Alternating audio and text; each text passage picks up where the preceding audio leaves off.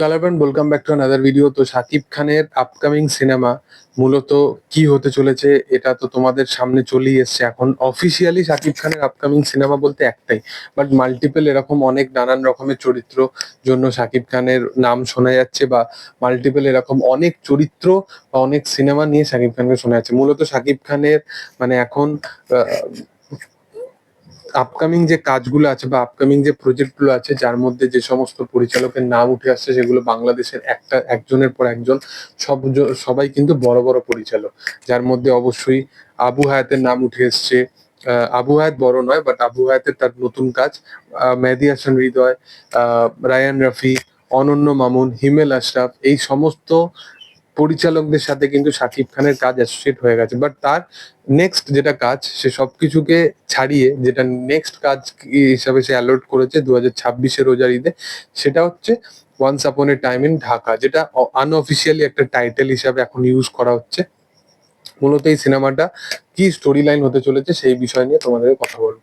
দেখো, এই প্রজেক্টটা যার উপর বেস্ট করে হচ্ছে, সে 90 দশকের একজন বাংলাদেশের একজন গ্যাংস্টার ছিল, যার নাম হচ্ছে কালা জাহাঙ্গীর, যেটার উপর অ্যাডাপ্ট করে এই পরিচালক বা এই প্রযোজক তারা এর আগেও কিন্তু টিভি বা নাটকে হয়তো দেখিয়েছে, সেটা নিয়ে আমি অ্যাসিওর নয়, বাট একটা আপডেট উঠে এসছে। এবং শিরিন সুলতানা এই ছবির প্রযোজক, যে একজন ফিমেল প্রযোজক, তাকে শাকিব খান আবার জায়গা করে দিয়েছে, এবং শাকিব খান নতুন প্রজন্মর সাথে, নতুন পরিচালকের সাথে, নতুন প্রযোজকদেরকে জায়গা করে দেওয়ার সুযোগ করে দেওয়ার জায়গা রাখে, এটা আবারও আমরা দেখতে পেলাম। এবং এই সিনেমাটা পার্টিকুলারলি আসতে চলেছে আগামী দিনে।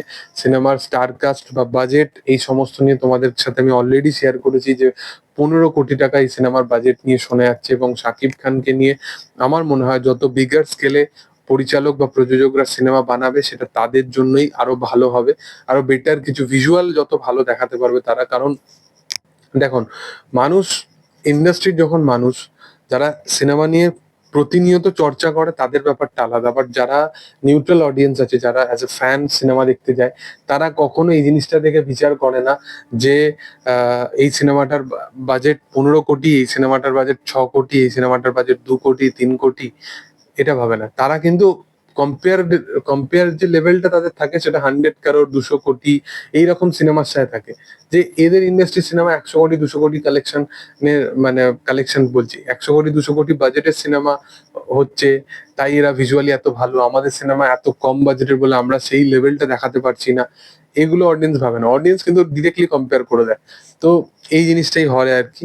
তো দেখার যে সেটা আপকামিং দিনে কি হয়। তবে তোমাদের কি বক্তব্য বিষয়টা নিয়ে, সেটা তোমরা অবশ্যই কমেন্টে জানিও। ভিডিও যদি ভালো লেগে থাকে অবশ্যই লাইক করো, শেয়ার করো, সাবস্ক্রাইব করো চ্যানেলটিকে, এবং পাশে থাকা বেল আইকনটা অবশ্যই প্রেস করিও। Thank you all, by.